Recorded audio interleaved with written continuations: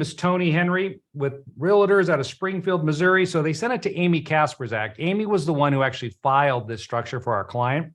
So that was the only person that they could find on any of the filings. That is, they had no other information. So they were reaching out to Amy and saying, hey, we've researched this LLC and we don't know who's involved. Can you put us in touch with the members of that limited liability company? Well, obviously, we're not going to do that because we don't know whether or not Miss Tony Henry is with this realtor group or not. This could be an attorney, right? Pretending to be a realtor or somebody that works for the attorney saying, hey, can you give me some information on that? Because they want to figure out who's involved here because they want to start a lawsuit. So when stuff like this comes in, which we get all the time, we reach out to our client and we'll say, listen, this is what came in. Do you want to reach back out to this person? If so, here's their contact information. You can email them. Or what we could do is we could reach out for you to try to figure out a little more information, then forward it on to you. So then you can make a more informed decision, because you never know if this is a legit inquiry or is it just a ruse by an attorney. So this does work when we create these structures. Now, Edwin had a great question I saw up there. What Edwin wanted to know was, he said, hey, I've created member managed LLCs and all my tenants know when they sign the lease agreement that I'm the one owning them. You're right, Edwin. When you create member managed LLCs where you're listed down here as the member manager, and then whenever you bring in a new tenant, you're signing the lease agreement with them. Yeah, they know it's you. It's obvious. On the LLC, you're signing on behalf of the LLC as its member manager. So here's what we like to do for people in that scenario. What I would recommend, change it up. Edwin, let's get rid of you. Let's change. You can take your existing LLC, Edwin, that you have. You can move it over to a Wyoming LLC. So this becomes the member manager now of these red boxes, like this.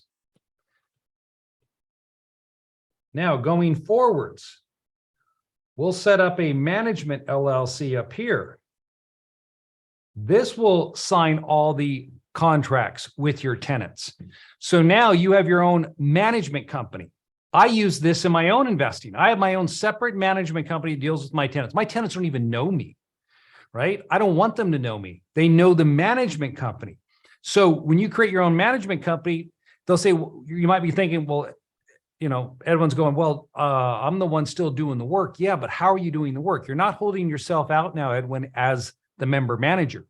You're holding yourself out as someone who works for a management company that manages these properties.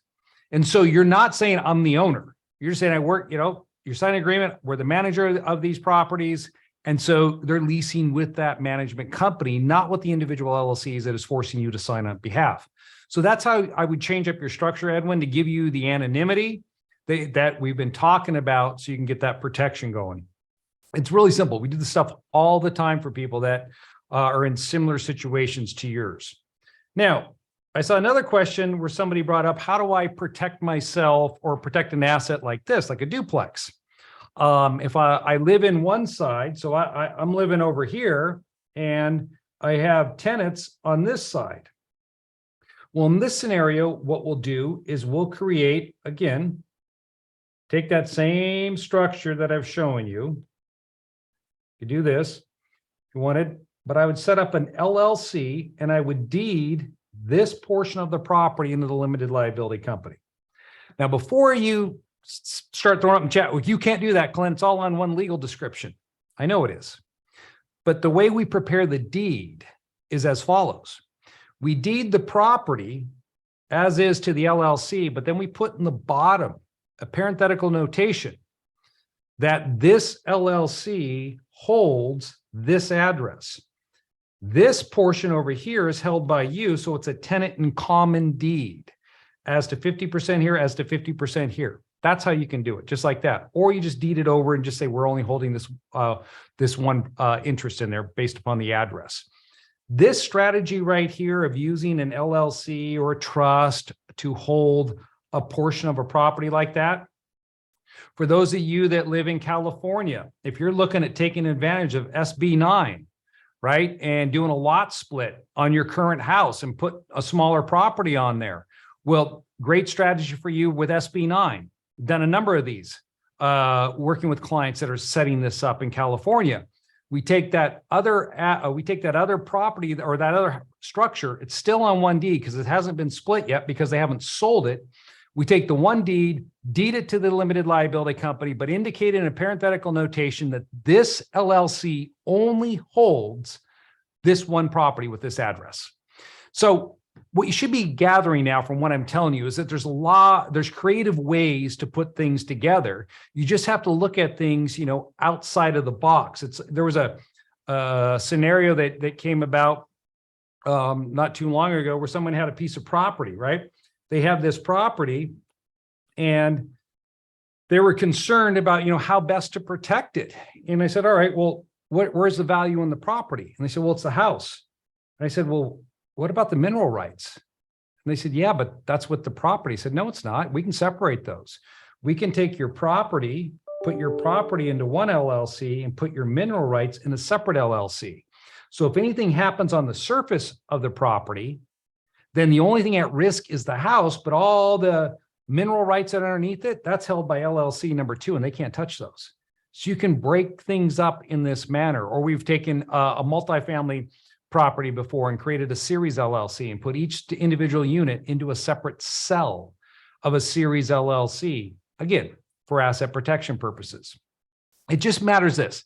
You sit down with us and we design out a plan and we get you going on the right track because we start analyzing what it is you're doing and then figuring out the right structure for your investing.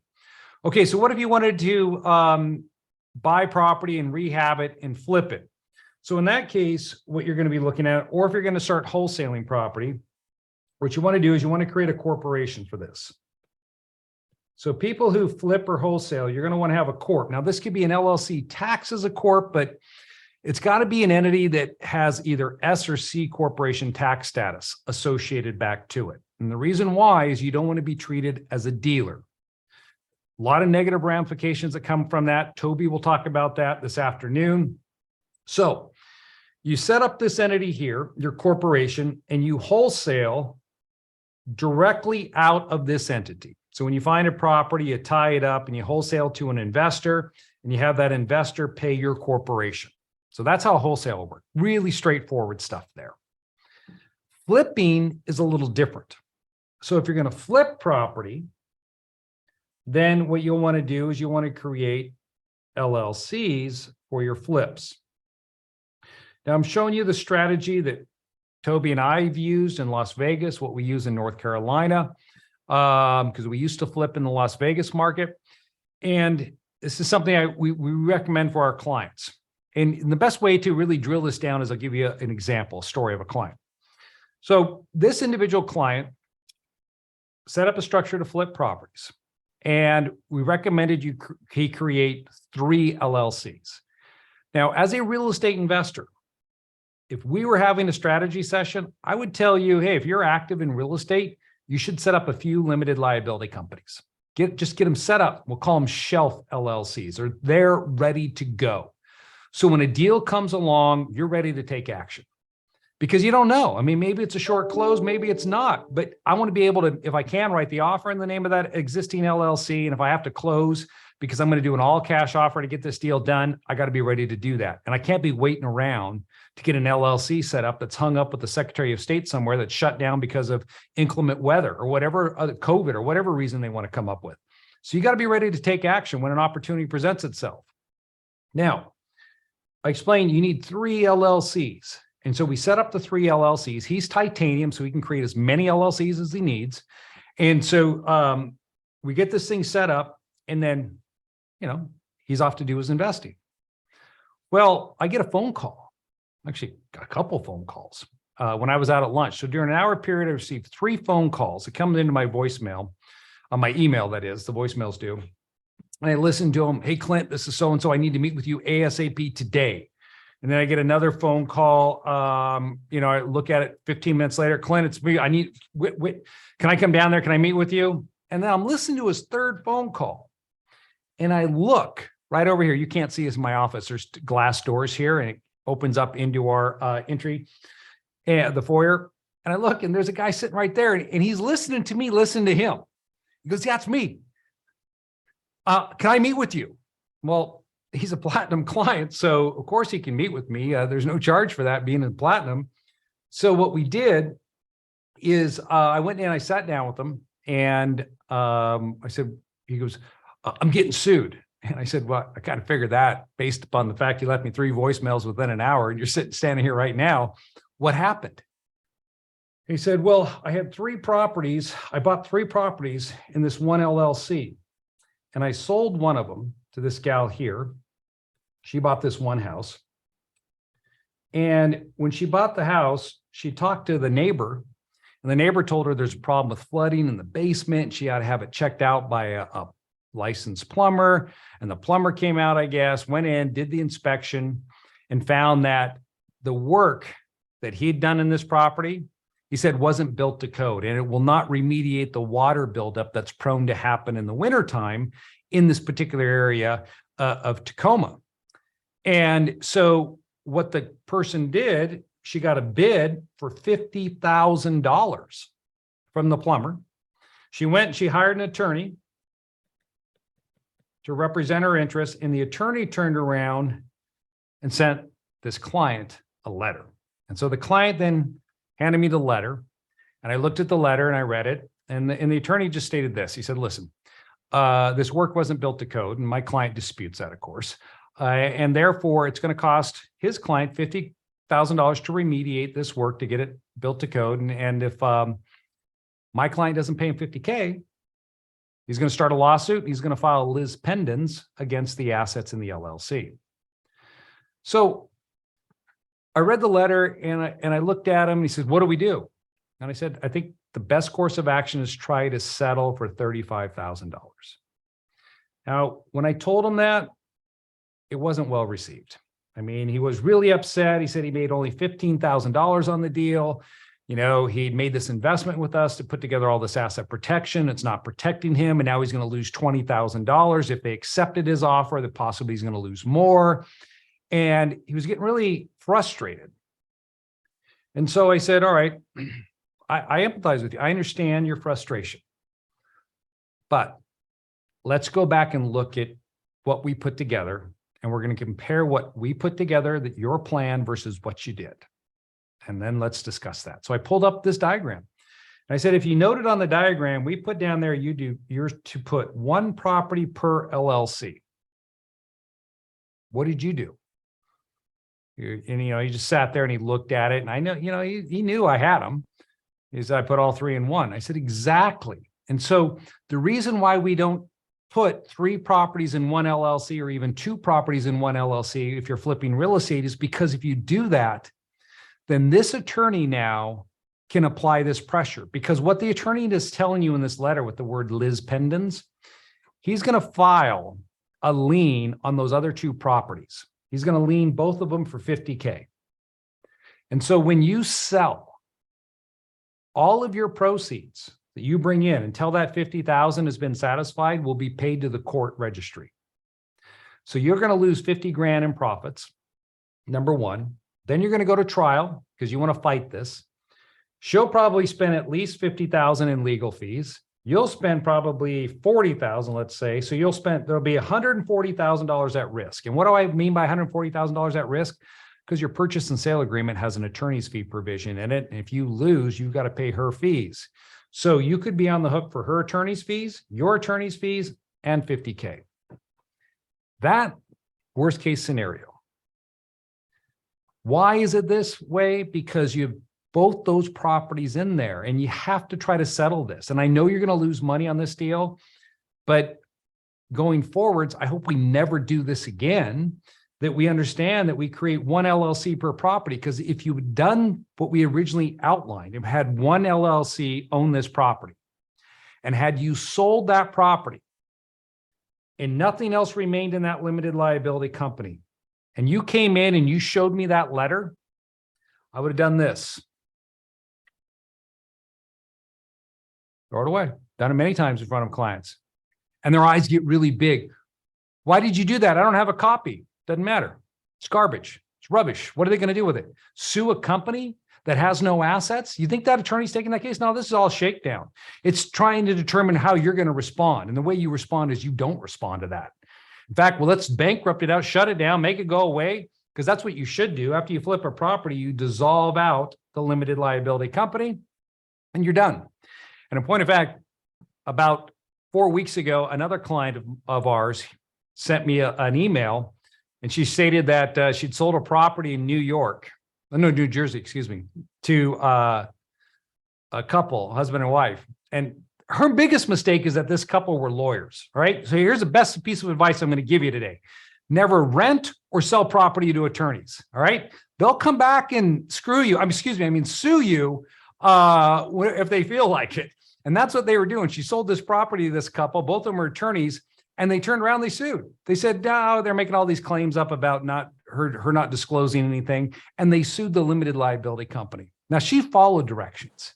She called me up. She goes, what do I do? And I said, does that LLC own any assets? And she said, no, I've already shut it down. I did exactly what you said. She goes, how are they suing an LLC that's been dissolved? I said, because it's a shakedown. They didn't even do their research. They're just throwing the letter out to see how you respond. And her response was, how do I respond? You don't. That's just it. They'll figure it out eventually. They screwed up. That's why we set these structures up. And if you want anonymity in this type of structure, you do this. I have some clients that have set up a Wyoming LLC. These are owned by the Wyoming LLC. Then they have this one set up this way. So if anybody looked at the Flip LLC, it points them to Wyoming. All this is disregarded, flows into their corporation. Complete anonymity. That's an awesome structure right there, because I've had a few clients in the past that have come to me that used to flip, and then they're in their LLC or corporation that their name was associated with, and they ran into problems with buyers trying to harass them to get them to give them back money because, I don't know, they felt like they got a bad deal or they overpaid or something like that. That cuts it off right then and there. Stops it. All right. So that's how you do that. Now, I said I would teach you how to protect your personal residence. Okay, so guys, got to pay attention here. This is how if you have a personal residence, this is how you're going to want to protect it. So here's your property like this. So to protect your personal residence, what you want to do is you want to create a residence trust.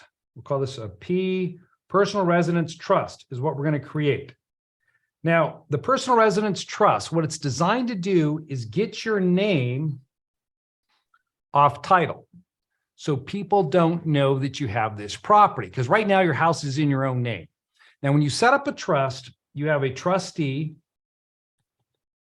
and you have a beneficiary in this type of trust arrangement. So the beneficiary equals owner. So when you draft the trust, and the best thing about trusts that I like is they're not recorded anywhere. So no one knows who's involved with this trust. Completely private if you do it the right way. So you've got property, it's owned in your name right over here. Okay, we have Juan and Maria. They own this house, okay, together in their personal names. And they want to protect it. So they create a personal residence trust, and you can come up with any name you want. Let's just call this one the Fuzzy Bunny Trust. Okay. So they create the Fuzzy Bunny Trust. Now they have to have beneficiaries. So we're going to put Juan and Maria as the beneficiaries of this trust. You also need to appoint a trustee. Now you might be thinking, well, since it's my house, my trust, me should be the trustee. No, let me show you why you wouldn't want to do that. So if we put Juan and Maria as the trustee of this trust, when they transfer title of this house into the trust, it'll go from Juan and Maria to Juan and Maria as trustees of the Fuzzy Bunny Trust. Okay, so here's what happens. If Maria was involved in an accident where she's one determined is at fault, let's say she was backing out of a parking space, didn't see someone, ran into their car, and they fall on the ground. They say, oh, I've been injured. And, you know, they're all flopping around and stuff. And so they sue you and they're seeking $750,000 in damages. Well, in that case, if the attorney gets a judgment against Maria, What attorneys will typically do is take that judgment, abstracted judgment, and record it in the county where Maria and Juan live. So if they lived in Hamilton County, it gets recorded in that county. Then what happens is that it attaches to any asset, real property being the assets I'm referring to, that's in their name. So that $700,000 judgment against Maria would then attach to the house. So if they try to sell or refi, the judgment gets paid off before they can do either one. So if they put in a trust with their names as trustees, it's the same thing. This will attach to their trust that they've created. So they haven't provided themselves any protection if they serve as their initial trustees. So what we have to do is we take them out and we appoint what we call a nominee trustee. And guess who that person has been for the last 25 years? So I am on countless trusts.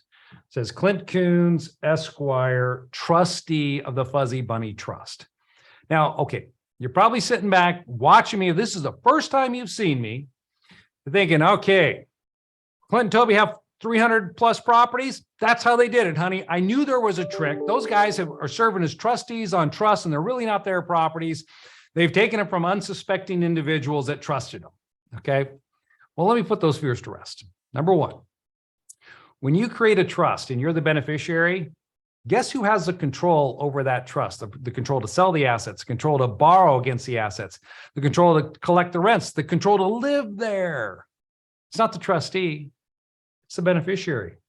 Beneficiaries in the trust document, they have all the control.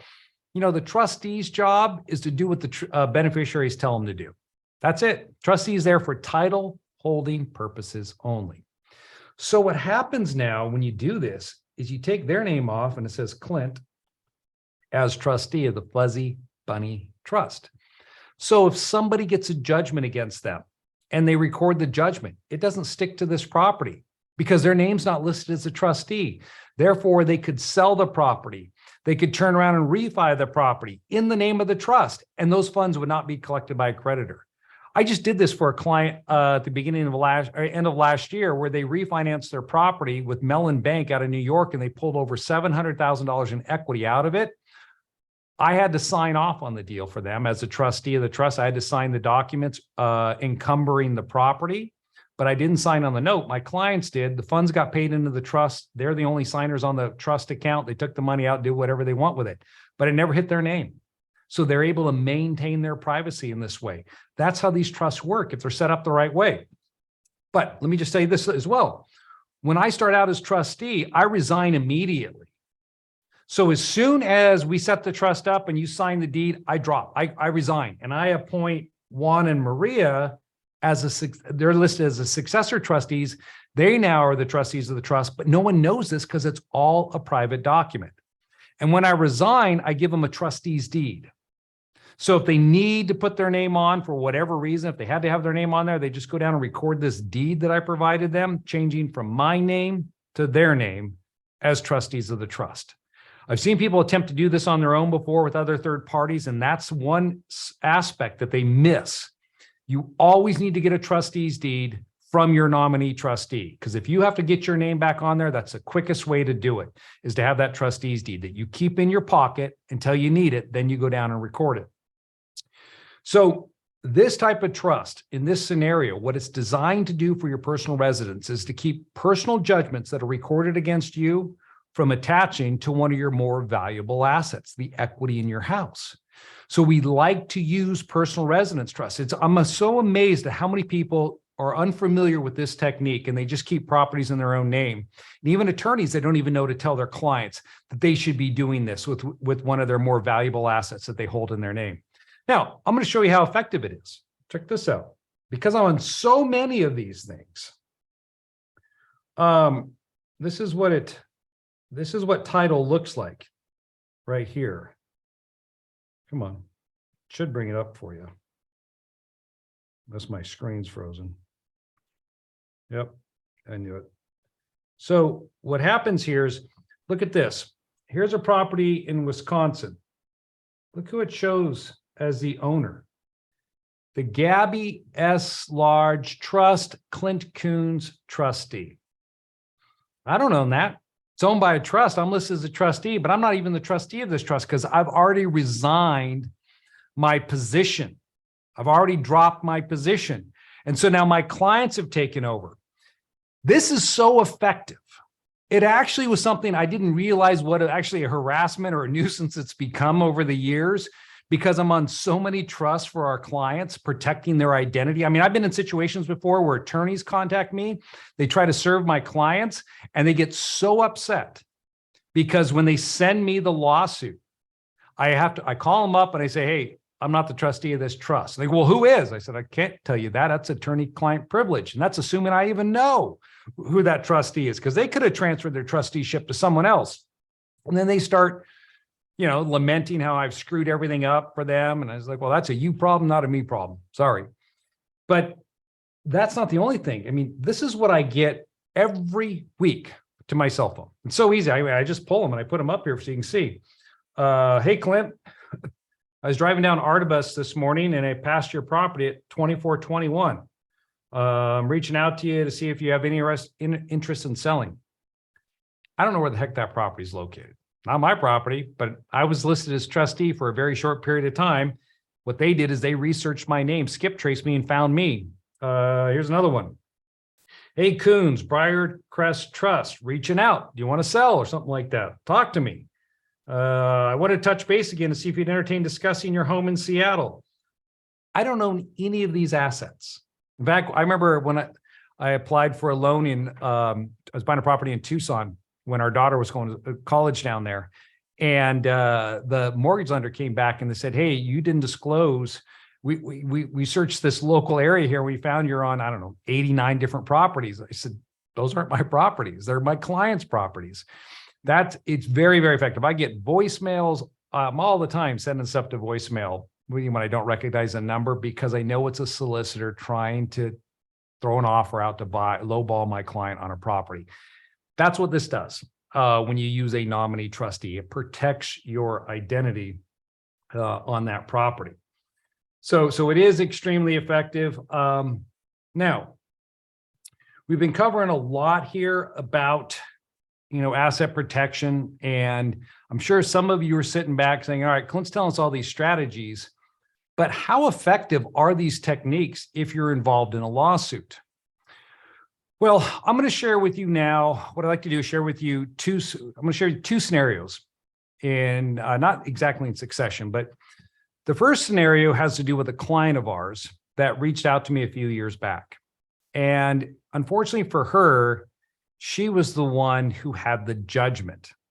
And the problem was, as you can see from this email, is that she, a longtime client, platinum client since 2009, but she got a $2 million judgment against these two Hawaiian real estate developers. And the settlement agreement was to pay $1.1 million August 2016, $500,000 on February 2017. The $1.1 million was paid, but they defaulted on the rest of her payments. And so she got a charging order against their limited liability companies. And she wanted to know, because she couldn't collect on it. She had other attorneys working for her. No one could get her any money. She thought, well, I wonder if maybe Clint can do it, since this is what I do. I set up structures. And so I said, hey, yeah, sure. Send me over what you got. I'd like to see, I'm sure you know how the clients are structured, their diagram of their entities, because she would have been able to discover that once she gets the judgment against them. And that's what the problem with this, right, is that it's a huge gamble for an attorney to go through a lawsuit to get down to the end of the day where you find out that somebody has completely structured all their affairs with entities, and you're probably not going to get paid. That's why they tend to settle for policy limits if they can't find the assets, or if they do get wind you have a certain type of structure in place, they know it's not worth it. And I'll give you an example of that in a moment. So she's frustrated because, they're living the high life and, driving luxury vehicles, and living in luxury condos right in her neighborhood. So she sent over this diagram. And I look at that and I thought, all right, we've got a lot of clients. I sure hope Gene and Waters aren't two of them. And did some searching. They're not our clients. And I'm looking at this and I go, wow. And you're probably thinking the same thing. That looks complicated. Well, it's $1.1 million of complication is what it is to save their assets. And so knowing their structure is important, but knowing how the money flows is even more important. So I said, do you have a diagram of how the money flows? She said, absolutely, I do. And she sent over this. And I looked at that and I said, I know why you're not getting paid. Let me just show you something here. They have Nevada entity here, Nevada entity here, and a Nevada entity here. They have 3 entities. Nevada is similar to Wyoming. They offer great charging order protections. Remember, I talked about this at the very beginning today. When you have a charging order, if you have your entity set up in a state like Wyoming, Nevada, or Delaware that offers excellent charging order protections, your personal creditors, like our client was a personal creditor of these Gene and Waters, they can't take your assets. And I told her, I said, I see what they have, and this is why you're not getting paid, because you can't do anything other than place a charging order and you can't enforce it to go after the underlying assets. You're stuck. Assuming they did everything right, there's nothing for you to do here, unfortunately. And, you know, it's hard for someone to hear that, but it also works on the flip side, right? When you have these structures. And so I'm going to share with you now a client of ours that we did some structuring with. And we started working with them. They had quite extensive amount of assets, and they made an investment of over $25,000 to put together structuring for their assets, their businesses, their real estate. Now, some of you are going back, that seems ridiculous. Maybe you think it's ridiculous now, but listen to her story, and then we'll talk about it in a moment.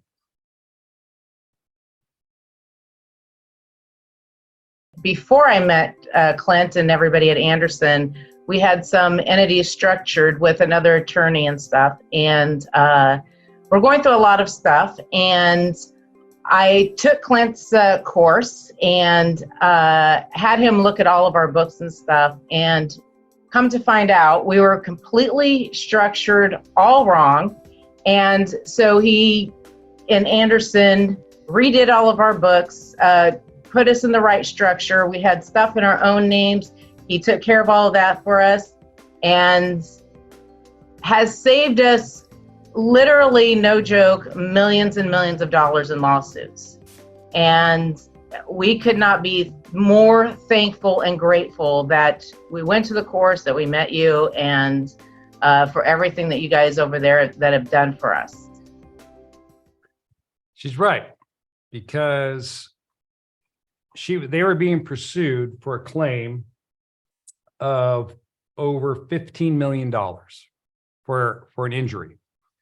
And because of the way we had structured them, where nothing was in their name, they couldn't discover anything, the plaintiffs were willing to settle for their policy limits.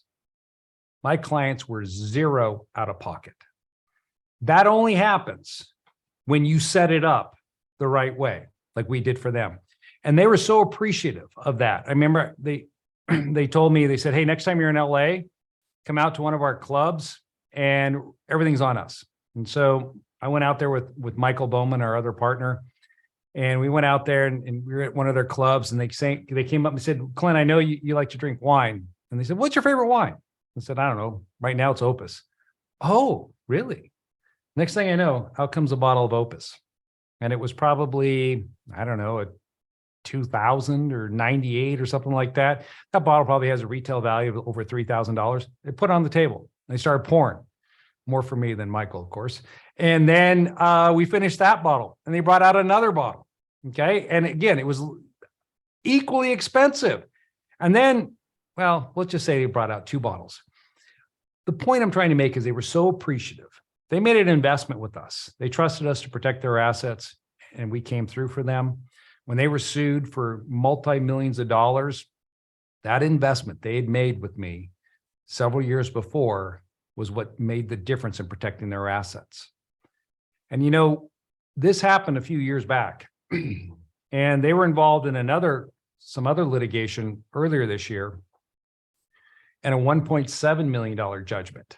was entered against them because they live in California, business. California changed the laws and allowed creditors go out, or ex-independent contractors to sue.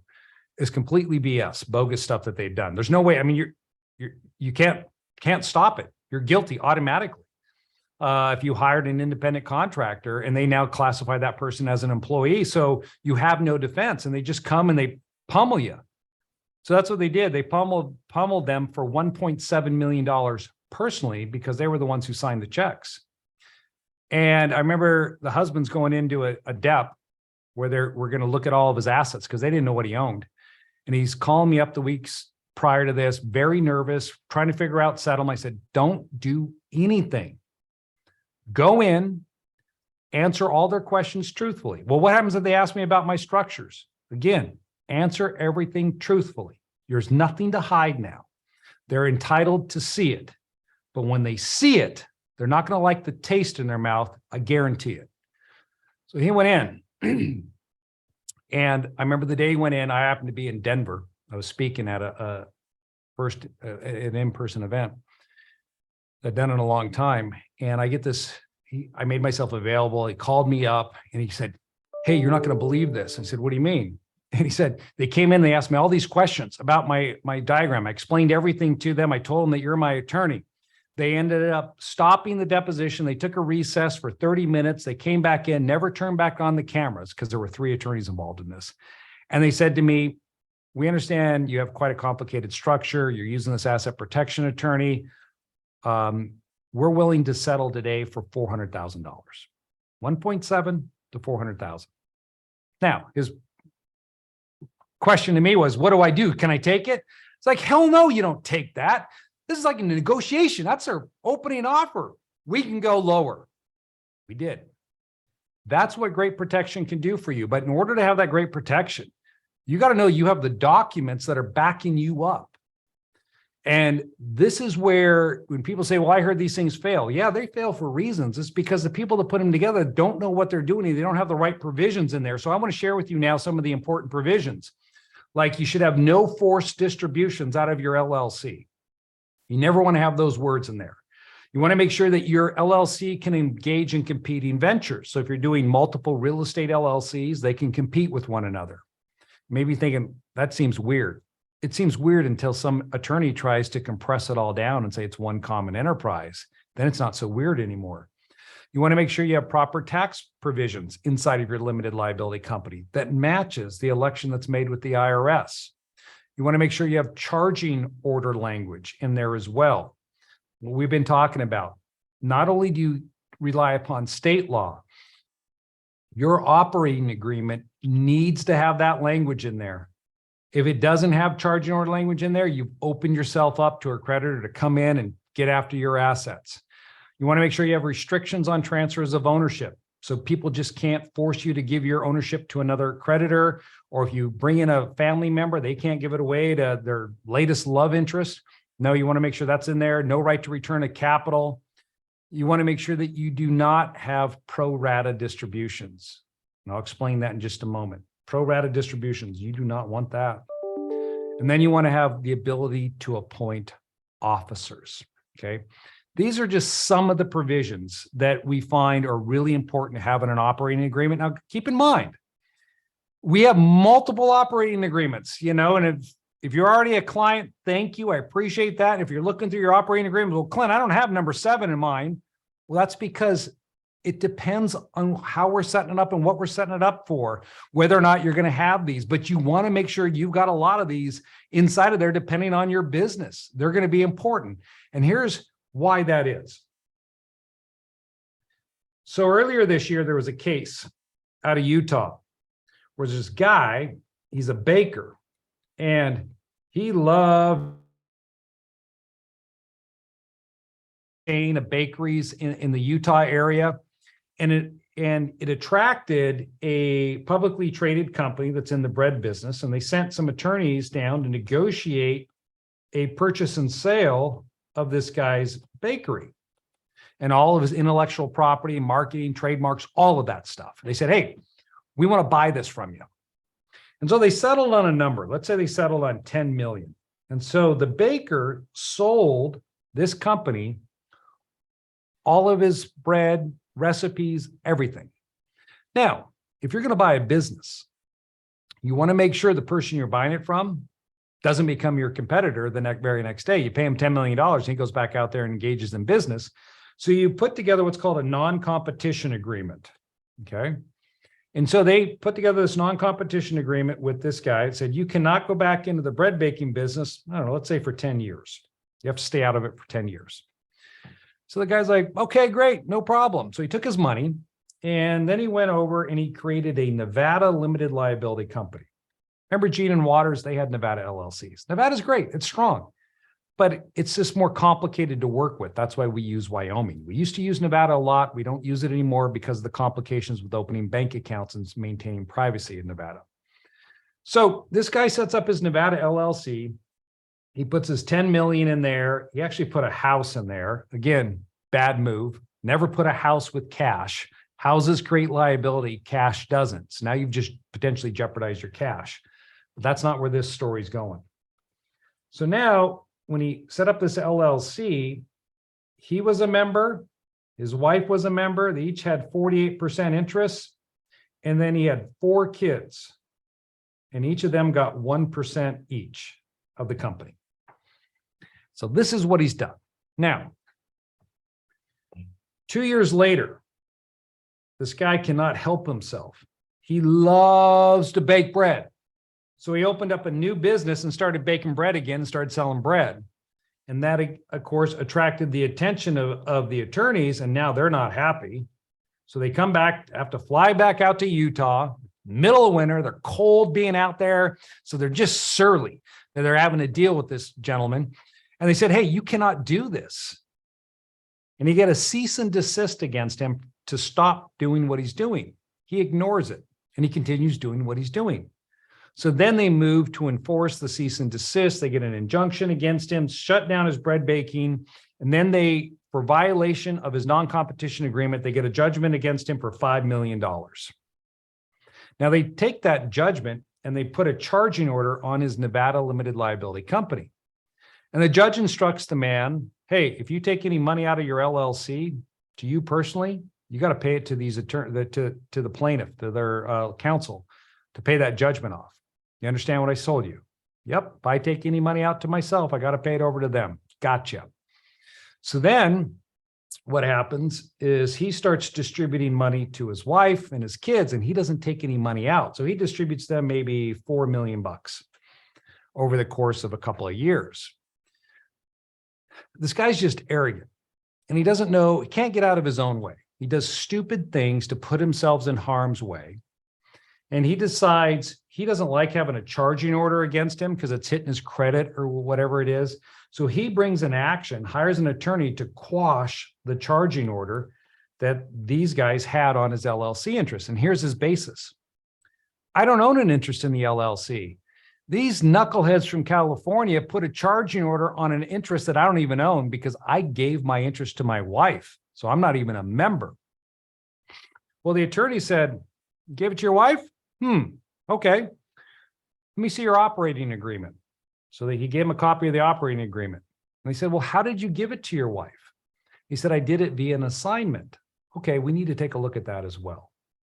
So they looked at the operating agreement and they looked at that piece of paper that he signed transferring the interest to his wife. And here's what they noticed. In his operating agreement, there were 4 steps that he had to complete in order to transfer his ownership to his wife. They then compared what those steps were to what he did in this assignment. And they saw that he did step 1 and he did step 3. He did not do step 2 or step 4.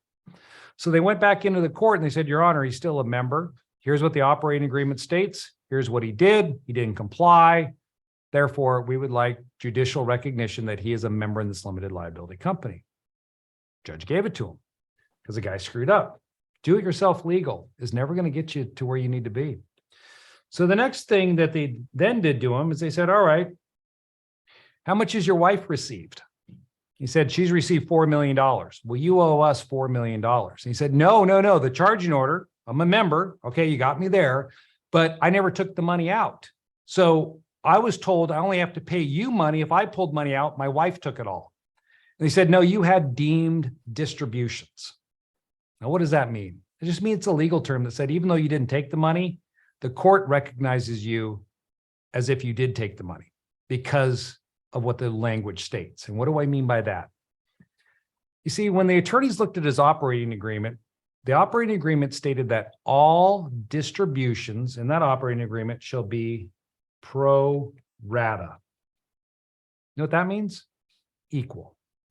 So if his wife pulls out 4 million, then he's deemed to have received 4 million, because that's the only way you can distribute money. So even though he didn't write himself a check, he's still deemed to have taken out the money. So the attorneys looked at that and they said, you've been hiding money from us as your creditors. You've been receiving money and not paying it to us. And they used that to break his limited liability company and get after his assets. Now, this story had an ending that I'm sure he did not anticipate. And that ending was written the day he put together his operating agreement. There were 3 simple letters that would have resulted in a completely different ending to this story. But he didn't know what those letters were. I'm about to share with you what those letters are. N-O-N, non-pro rata. That's why I told you you don't want to have language that states distributions are going to be pro rata, because pro rata means equal to all members based upon their ownership. If he had included these 3 letters in his distribution clause that stated the manager may make non-pro rata distributions, it blows up their argument. And they have no way to break his LLC, because non-pro rata means he can give his wife 4 million. He doesn't have to take anything. He's not deemed to receive anything. But because of those 3 letters, this all collapsed on him. That's why when you're putting together structures like this, it's important you understand that it's not just the boxes, it's what goes into those boxes as well. The language of the agreement is what's going to protect you in the event of a lawsuit. And so what you want to do is you want to create a structure that should look something like this. Living trust right here. Living trust will own your Wyoming LLC, and you have red boxes, maybe a green box. You know what I'm talking about going into there. Some people will create a separate LLC over here for their trading account and their savings because they want those protected. You've got a personal residence trust over here. Actually, this one here was a land trust like that. You got a personal residence trust over there. You have your vehicles all held in your estate plan. Your personal checking accounts inside of there as well. So all your assets will go inside of here. So what you're doing is you're ensuring that everything you're working on, you're building up is going to be protected from creditors, and you've maximized your tax benefits. But more importantly, you're also ensuring that your efforts today by setting up this estate plan that Toby's going to be talking about will ensure that all of these are passed on in an orderly manner when you're no longer here. The way it works, it goes to your spouse when you pass away, and then it's going to go to your beneficiaries. If you're not married, then it'll go to your beneficiaries. But the thing about a trust that's so important is that it ensures that it's going to be distributed in a way that preserves what you've worked on. Now, I'll give you a quick example here on that. So in our trust, we have quite a bit of real estate. And one of the things that Tracy and I had discussed is that for our kids, they're not going to receive the real estate outright. We're going to hold it in trust for them, for their benefit, because we've made a lot of sacrifices along the way to build this up. And I don't want it to be, and I don't think this would ever happen, because Tracy did a darn good job of raising our children, that they would ever take and want to sell the real estate. But you never know, because they get married to other people, and they didn't grow up the same way with the same set of parents, instilled in them a certain set of values that we instilled into our children about what's important in life. You've seen those people before, right? Somebody dies in the family, they inherit an asset, a house, they sell it, and they turn around, they take the money they got from the sale of that house, and they go out and they buy a Mercedes, because now it's big time for them. They've had the car they've always wanted. So they got rid of an ATM, which was the property, to buy a depreciating asset. I don't think my kids would ever do that. Our kids would ever do that. But just to be sure, we wanted to create something so that it would create legacy wealth, that they'll receive income for their lives and then it'll go on for their children and so forth down the line. And the way we did that is through our trust. And we set it up to encourage responsible behavior. And this is what you can do in a trust. So ours is set up where it states that as long as they're working and doing things that we want them to do that we value, like, if they have a job, all right, and they're being a productive member of society, their distribution of income from the real estate on an annual basis will be dependent on how much money they're earning. Why did I put that in there? Because I don't want a child to say, oh, wow, my trust distribution this year is going to be $300,000. You know what? I'm going to go work part-time as a barista. Okay. Or else I'm going to go out and work at Lyft and drive around one day a week because I really don't need the money, but I'm going to say I'm being a productive member of society. No, go ahead and do it. That's what you want to do. And if you only make $12,000, then you're only going to get $12,000 because that's not how we raised you. Okay. We raised you to build on what we've built upon and do more. And so that incentive is built into there. But if they want to be, maybe our daughter states she wants to be a stay-at-home mom, great. We'll encourage that. Tracy was a stay-at-home mom. We value that. Okay. In our family. And so you will get money if you want to do that and make that sacrifice, then that's compensated. If you want to work for a charity, if you want to be a policeman, things like that, or go in the military, it's all built into that. That's what your estate plan can do for you. And it can ensure that your wishes are carried out. And that's why I say it's one of the most important documents you're ever going to create, but it holds everything. And Toby will cover this in more detail. But a lot of times this is the one most people kind of forget about. And I have to remind them, hey, all this ties in together. That's what we mean by entity planning. That's why you're here today learning about this. So to help you move this forwards and put into action everything that we've been talking about, Toby and I have created for you what we refer to as our business essentials package. And before I get into the details, let me just tell you what this is designed to do. It's designed to do the things that we've been talking about, protect you, help you do more with your investing. Because I've seen too many people before, delay and not put things together. Because when I'm at an in-person event and I take a break, people always come up to me and they'll start by telling me a story.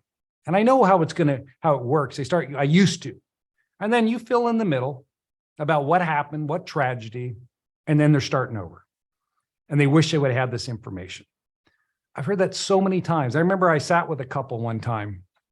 They were in their 60s. And you can't help but feel sorry or empathize with them because they'd done everything you're supposed to do. Check the boxes. They worked hard. They saved. They invested. They built up 14, 15 homes. And then they retired in their mid-50s. And they had plenty of income from those properties to maintain their lifestyle through retirement. And I'm sitting with them and they're telling me this. And I'm thinking, all right, we need to put together some plan to protect these assets. And then they dropped this on me. And they said, then our son went to college. I was like, and how does that affect this? And they said, well, he was driving our car. He was at ASU. He clipped someone in a crosswalk, made him a paraplegic. They sued us into bankruptcy and we've lost everything. And we're here back today, sitting in front of you. We've both had to go out and find new jobs and we're starting over. I mean, that just floors you when you hear that and you realize it didn't have to be that way. And they weren't bitter, okay, because their son injured someone, but they said, they realized they could have done something different earlier in their lives to mitigate that, to protect against that type of happening. And they said, hey, the reason we're sitting with you today, Clint, is because we know we can do this again. We've already done it once. It just delayed our retirement by a few years, however many that's going to be, but they're going to do it right this time. And that means setting up the right foundation because you never know when harm can hit. And when it does hit, it's too late. We can't do anything for you. And that's why with this business essentials, we're putting this together to ensure that I'm not going to meet you at an in-person event and you're going to tell me a story like this. You're not going to send me an email and say, Clint, I wish I would have done this beforehand and implemented it. And I didn't, and I wish I wouldn't have delayed because tragedy hit.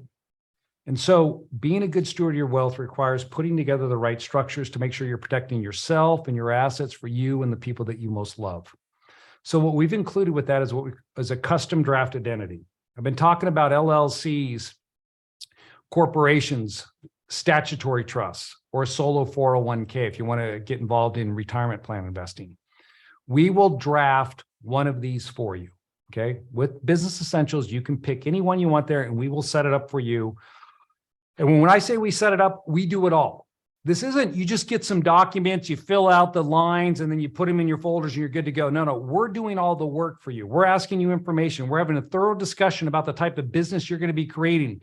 We're filing your articles for you. When we're filing those articles, we're making sure you have anonymity because your name's not going on there. Our name's going on there. So people can't look you up and find out where you live. We've got you all covered with that. And so once we've done the filing, then we're going to actually draft you an operating agreement based upon whatever type of business you're engaging in. Maybe you're a real estate agent. Maybe you're running that nail salon that I was talking about, or it's an energy bar you want to sell, or it's a real estate LLC, whatever it is. We customize the docs to the type of business that you're setting up. And that's so important. And I think people sometimes don't realize that when I say entities are going to help you get more done, they truly are the way we set them up, because when you receive that entity, you're going to look at it. And sometimes people say, well, this just seems too complicated. No, it's not. It's not complicated. It's set up the right way because you don't know what you need. And I'd rather have it and not need it than need it and not have it. And so we're going to give you something that's going to help you get deals done because, you know, people are going to ask to see your operating agreement when you're dealing with third parties. Lenders are going to ask to see it. Title companies, who knows what they're going to ask to see these things. And what do you want to give them? You want to be that person that you're asked, hey, the bank wants to know so you can get a loan done. Can you bring in your operating agreement for your LLC? And you don't have an operating agreement because you just filed it with the Secretary of State and you didn't realize you needed one. So where is the place most people go to find their operating agreement? It's not LegalZoom. It's Google. Just Google LLC operating agreement. Get a free operating agreement. So you grab it, you download it, you print it out on your inkjet printer right at home. And you know that you've seen this happen before. You print out this operating agreement that you've downloaded, 6 pages long. And as it's printing out, you're running out of ink. And so it goes from black to light gray. You print it out, you put it on your desk, and it happened to be that your coffee cup was sitting on your desk and it left a stain. And so that stain's on the last page of your operating agreement. You sign it, and you run down to the bank, and you go, here you go. Can I get my loan? And you give them your operating agreement. And they send that off to their underwriter, and they send that off to their legal, and the legal's looking at it. And they see this operating agreement that's not even fully printed on with a full ink cartridge. It's got a coffee stain on it. They read through it. You didn't proof it very well. It's got someone else's name in the operating agreement that doesn't even pertain to you, that you forgot to delete. And you're asking to borrow $300,000, and that's what you gave them to substantiate your business. Sorry, that's loan denied. Whereas if you came with our docs, could be 60 pages, could be 40 pages, could be 120 pages. I don't know, depends on what we're doing for you. And you drop that in front of them, that they know you invested with a law firm to prepare, shows that you're taking what you're doing serious. And you're not just trying to get by, take other people's stuff and try to pass it off as your own. Those are red flags. And so by having this type of agreement behind you, this is what I mean by it'll help you get things done. I'll show you that in just a moment. You're also going to get anonymity shield provisions with your agreements. We're going to register your business with the IRS. We're going to get you an EIN number. We're going to help you determine what is the proper tax status, C Corp, S Corp, partnership, disregarded. These are things that I don't expect you to know about. You don't have to. That's why you're working with us. We know what you need for the types of businesses that or activities you're engaging in. And then we give you all the other stuff that's necessary. Unit ledgers, I didn't even talk about. Fill out your stock ledger, whatever it is that we're doing, draft unit certificates. So it all comes to you in a binder, and it shows that what you're doing is that you've already made an investment into yourself. So other people should be making an investment into you. Now, here's where these things can help you. So this is an email that Savannah, again, another legal assistant, received from an investor several years ago. So this guy was going to do a joint venture, and he went to the lender. And of course, the lender asked to see a copy of his operating agreement that Anderson prepared. And here's what he wrote us. He said, Savannah, the hard money lender that I've been dealing with had been in the lending business for 17 years. And he stated, this is the best structured JV LLC that I've ever seen. And then he went on to describe some nightmare scenarios where things were not set up right. So thank you to your team very, very much. This gentleman was able to get his deal done. Our docs helped do that. That's what I'm talking about when you're putting these things together, how important it is. Now, in addition to for us putting together one of our customized agreements for you, we're also going to invite you to our Platinum program. We're going to provide that to you as well as part of Business Essentials. You heard me talk about it. And some of you have been asking questions. I've seen it already come up. Here's what you're going to get. When you become a Platinum member of Anderson, you will never be charged an hourly fee to speak with an attorney. You'll never have to worry about that. I mean, that is the number one reason I personally believe, because I've seen it, why people don't go to attorneys when they should go to attorneys. They're reactive rather than proactive, because when you go to an attorney, you know you're going to get billed. You don't want to be billed until you figure, oh, until I really need them. Well, when you really need them is ahead of time, right? So you're doing the things right so you don't get into problems after the fact. And if you do get into some issues after the fact, you've done everything you can to make sure you protected yourself. The way we fix that for our clients is we say, hey, call us up anytime. Never be charged an hourly rate. More importantly, when you call, you talk to someone. You're going to be talking to someone who understands what it is you're doing. I mean, think about this. You go to your local attorney and you say, hey, I need to set up a structure because I want to start house hacking. And what is the response? It's probably going to be this. I'm not going to help you. House hacking is an illegal activity. I will not help you hack into someone's house. You cannot do that. You're like, whoa, hold on a minute there. That's not house hacking. Oh, no, hacking is hacking. I know what hacking is. No, house hacking means I'm going to rent a bedroom out in my house. How should I structure that? And the attorney's like, oh, you're going to do that? Well, why didn't you say that? Well, you actually did. It's just that the person you're talking to doesn't understand the language. And so if they don't understand the language of the activity that you're engaging in, that means that they're not comfortable or familiar with it. How are they going to give you advice on how to set this up? And that's what I tell people time and time again, is that what you're getting from Anderson, you're getting experienced professionals that are doing what you're doing. And if the person you're talking to doesn't know how to do it, then we'll put you in touch with someone who does, because we know who does what within the firm. Just the other day, I was dealing with lease options, right?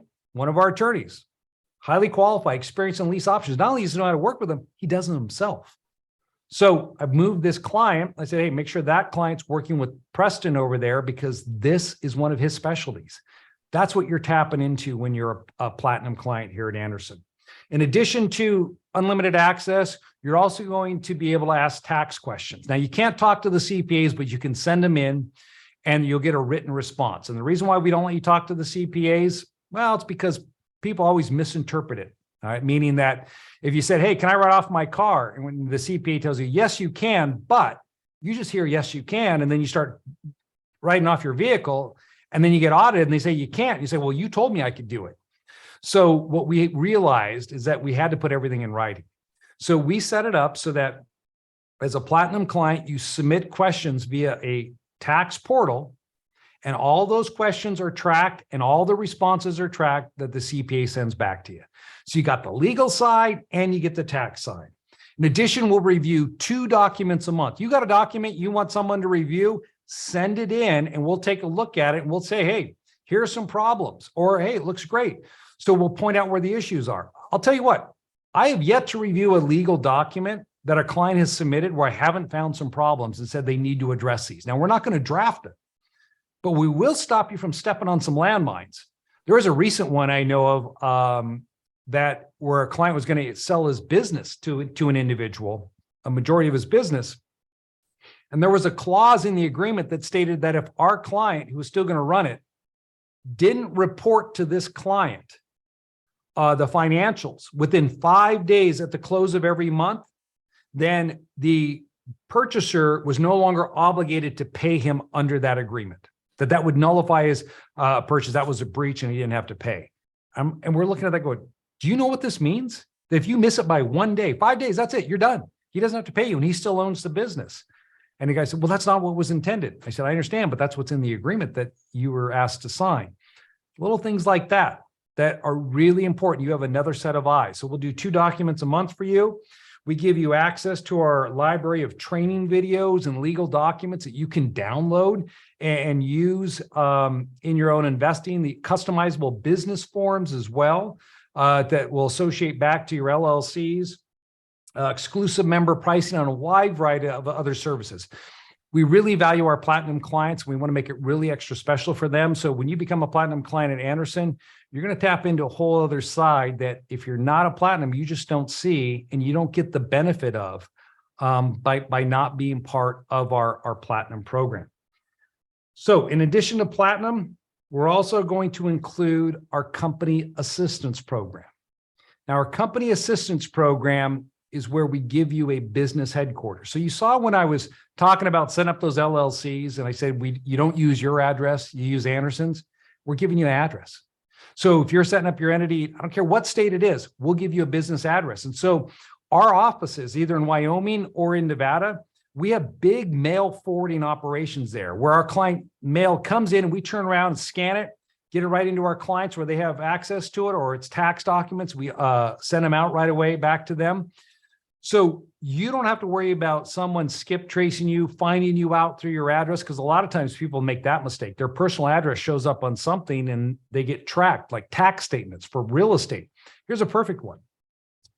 You're going to deed property into a structure like I just showed you, blue box, owning a red box, your name's not on it, but then your tax statements for the property, you put your personal address down there. Somebody's going to trace you through your tax statements. When you're an Andersen client, not a problem, because those tax statements come to us. We give our clients a specific suite number. All the property tax statements come in there, and then we forward them back out to our clients. So it cuts off all the abilities that an attorney is going to typically use to try to find out who owns this entity. In addition to that, like I said, it's mail forwarding of all correspondence. We also provide you minute and resolution drafting. So I can think of multiple occasions where we've had clients, they're trying to close on a piece of property and the bank says, we need a resolution stating this, or we need a letter from an attorney stating X, that you're the one in charge of this company. All that gets handled under our company assistance program. We draft all of that for our clients. You see, your business, whatever it is you're doing, you should be focusing on that. That's high value work for you. You shouldn't be worrying about how do I fill out an annual renewal? How do I draft a resolution? What do I need to do to maintain my company? Because if you're spending your time on that type of work, then you're taking your eye off the high value work where your emphasis should be.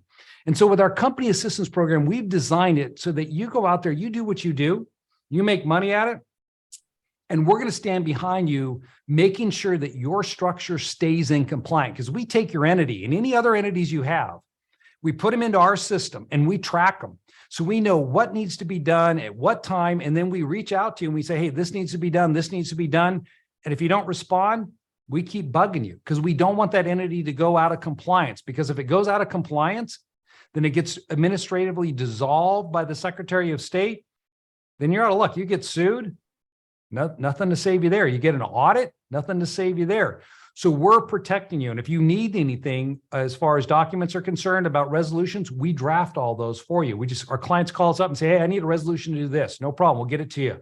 We'll send it to you via email or via DocuSign. Just sign it. And there you go. And you have what you need. Provide it to your lender, provide it to your closing title company, whatever's required. That's what comes with our company assistance program. And it's one of those things that, sometimes people don't realize the value in having a back office that's doing that for them, because you may move and you forget about changing the address with the Secretary of State, and now all of a sudden your entity goes into default. I remember talking about this idea of high value, low value work with my father. It's kind of a sidebar here, different concepts, but so many people do fall into this. Is that when I was a kid, and you heard they said and thing, I grew up in a real estate investing family. I did. My dad invests in real estate, and he would use his kids as his little indentured servants to help build up his portfolio. And he did quite well for himself. But he used to go out and buy properties for $1. I remember as a kid, we would buy a property for $1. We would first have a lot. We'd go out, we'd find a house that somebody wanted to tear down. We would offer him $1 and we would pick the house up and then move it on a big trailer, put it on a lot on a cinder block foundation, and then hook up all the utilities, do the landscape and build a deck and things like that. So in doing that, I was talking to my dad, we were out fishing. I said, hey, Dad, do you realize when you're growing up, you fell into this trap that a lot of people do, in that you focus too much on the low value work and you didn't focus enough on the high value work? Because he was questioning, how I was able to build up my portfolio to the extent that I have. I said, it's because I realized that things like this, I hire people to do for me. I focus on the things that build my wealth and make me money. And I hire out other people to do things that do not make me money. And I said, in your case, hooking up those properties and doing all the deck work, you should have hired that out. You had free labor with my brother and I. You should have brought somebody else in. You should have spent more time finding properties for $1. So rather than getting 5 properties, you could have had 20. But you didn't see it through that lens. I said, that is the difference. That's why when you see people who go out there and they're successful, is because they don't spend the time putting together their own legal documents or dealing with their resolutions. They let professionals that do it, which is high value work to them, and they focus on their business. That's why we include this in our Business Essentials package, because we realize that where you're at and where you want to go, this isn't going to get you there.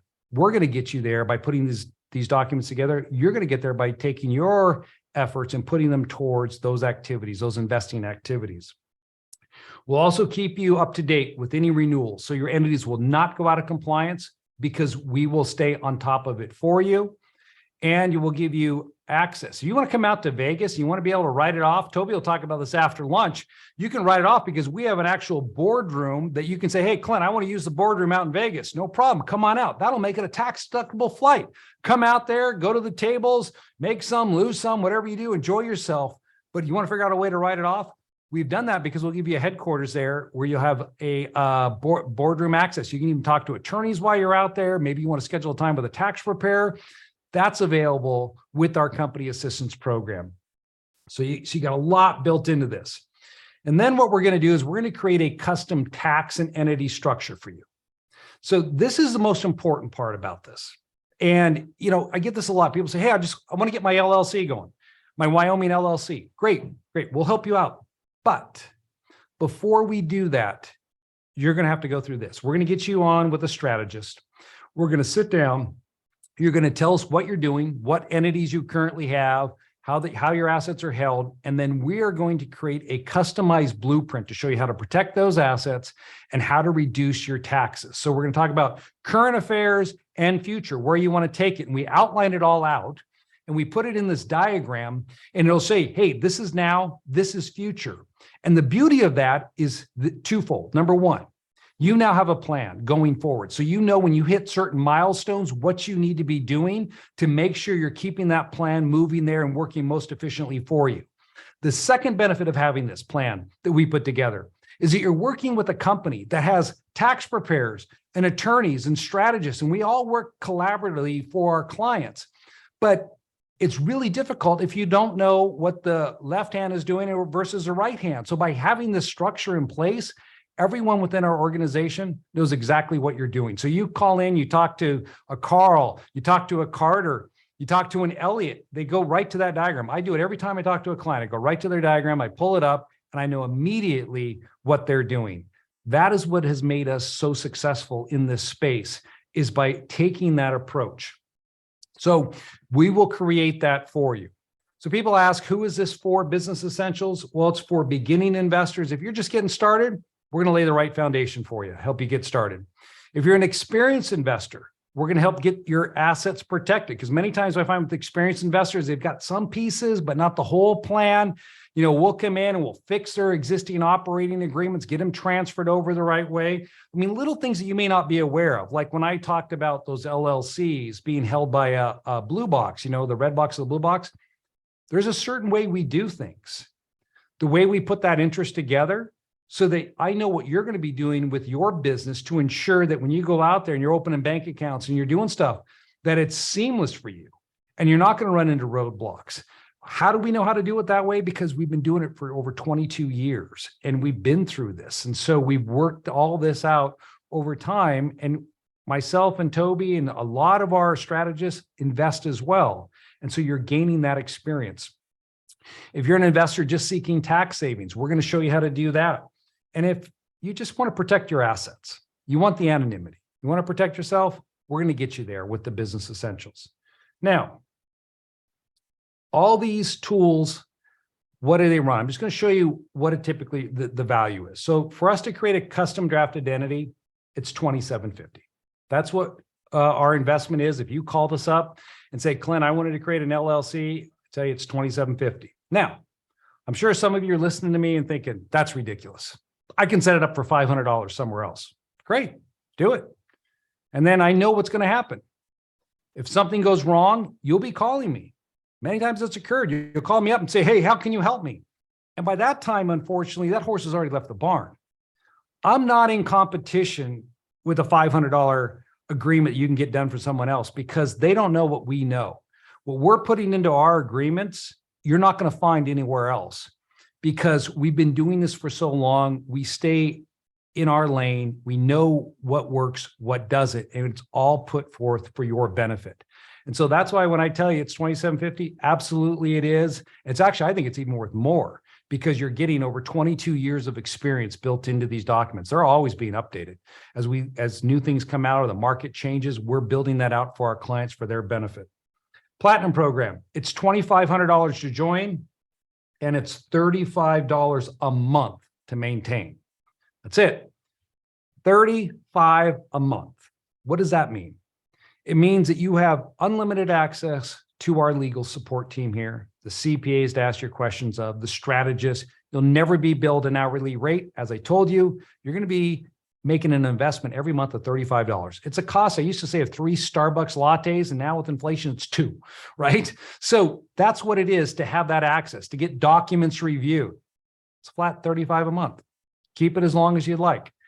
The majority of our clients, they never cancel because they see the value in this platinum program. The company assistance program is $1,800 for that. The custom tax and entity structure is $750. The total value here is $7,800 for the Business Essentials. Now, that's not going to be your investment today to get started. Before I explain what the investment is for you to get everything you see on here, I want to provide for you a couple of bonus items that Toby and I had talked about and that we want to include as well in this because we feel there's some other things that are equally as important to help move you along. And so we're going to give you some other services now that are really going to do a tremendous amount for you and your investing. So the first thing that we're going to include is our tax toolbox. Now, our tax toolbox, let me just explain this to you. It's over 20 video lessons that are built into the tax toolbox. And it's what Toby did. He put it together. He built this out. He went to our tax department. He sat down with them. He said, hey, what are the top tax strategies we're using for our clients to put tons of money back in their pocket? And so his goal in creating this is to educate you on how you can take advantage of the tax code the right way to make sure you're capitalizing on every available deduction, meaningful deductions that are out there. And so he put it in video lessons over 4.5 hours. And many of these strategies, they require certain forms. All right. You just can't go and say, oh, I'm going to take this deduction. No, you have to do something. You have to fill out a certain type of paperwork in order to qualify. So he walks you through how to fill all these forms out that are necessary for a certain, say you're doing 280A. He'll talk about this later today. You definitely want to find out about 280A. You can put $10, $20, $30, $40,000 in your bank account every year, completely tax-free with 280A. Now, in order to do that, you got to have a certain resolution. You have to do certain things, fill out certain paperwork. He's going to walk you through it, and he provides you all the forms so you can implement this. Because if you ever get audited, if you haven't dotted the I's and crossed the T's, you're going to be left at risk. So we've included that. And then he took everything on video and he put it into a workbook. So you can either watch the videos, you can read it in the workbook, you get all the forms so you can start implementing it. You can, if you're not using us for your tax services, you can go to your CPA and say, hey, why aren't you doing this, this, and this for me? in my planning. And if he doesn't know how to do it, you can give him the forms right then and there and say, watch the video, read the book, and you'll figure it out. We're also going to include our virtual bookkeeping as well. Now, our virtual bookkeeping, it's really, really important that you keep good books and records, because if you're going to try to apply for a loan, banks are going to ask for your profit and loss, your balance sheet. And many people, they don't put a lot of emphasis on this, right? Maybe you keep something together on an Excel spreadsheet and it just doesn't look professional. We've seen it happen time and time again. And where this came out of, where we started pushing and making sure our clients are keeping up with their good books and records, was out of the pandemic. Because when they released all that money, when COVID first hit us, we had the EIDL loans and the CARES Act, and there was all this money available for business owners that were impacted as a result of COVID, real estate investors. All you had to do to get money was to provide a profit and loss and a balance sheet, and a tax return if you had one. And so we created a program to help our clients and others obtain financing, get this money from that the government was handing out. And we would ask for that information. And it was shocking how many people were not keeping up with it. And so when we would ask for it, people would send us in stuff.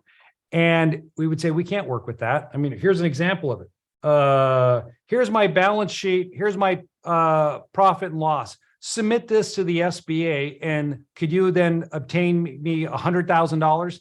No, it's not going to happen. We couldn't get them funding, and they would get so upset with us, and they would say, well, it's your fault. I'm not getting funding. I said, no, it's not our fault.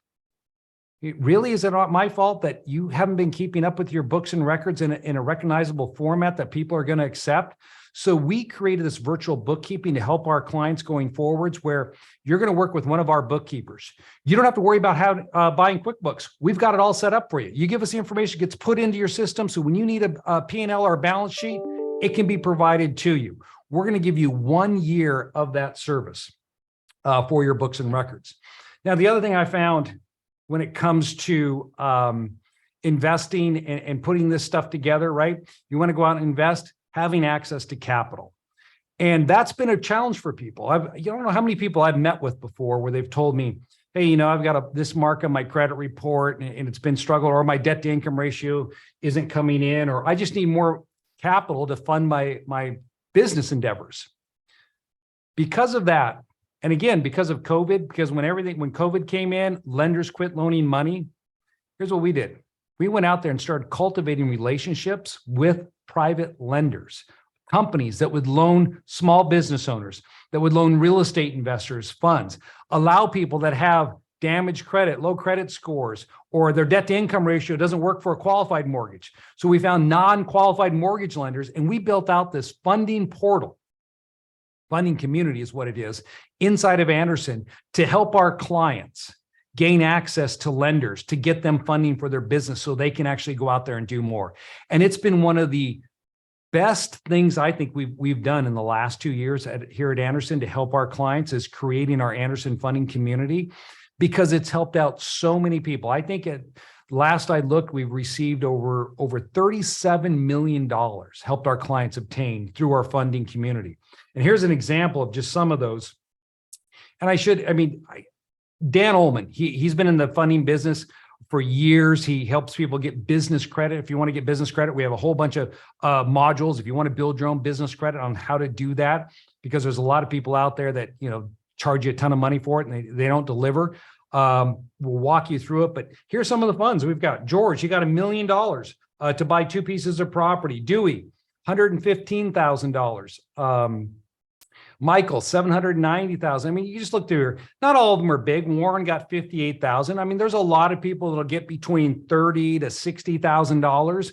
And then you can even qualify, as you can see here, for $1 million. I don't know what our top amount is that we've able to get for someone. But the point is this: we want to help you build your business. And the way we can do that is by giving you every tool that we know we need and that we use in our businesses to help it grow. And so we're going to be providing those to you through the Business Essentials. So what you're getting is you're getting everything I already laid out for you. Plus, you're going to get the following bonus items. You get the tax toolbox.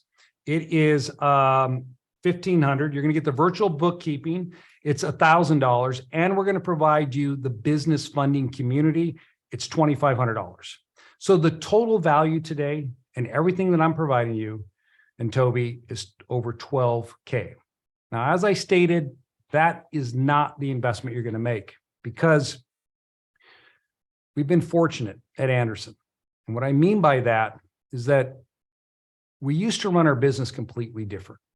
And that is, we would have to go out and teach in-person events, where we would fly out, myself and Toby and Michael and a staff of attorneys and strategists, to sit down with individuals just like you in a hotel. And we would spend gobs of money to do that. To run an event like that, over $100,000, $120,000. You're buying coffee that they want to charge you $85 a gallon, water, $50 a gallon, because we would provide coffee and tea and pastries. And you would walk out of there and you'd just be shocked at the bill to put on an event like that. COVID changed everything.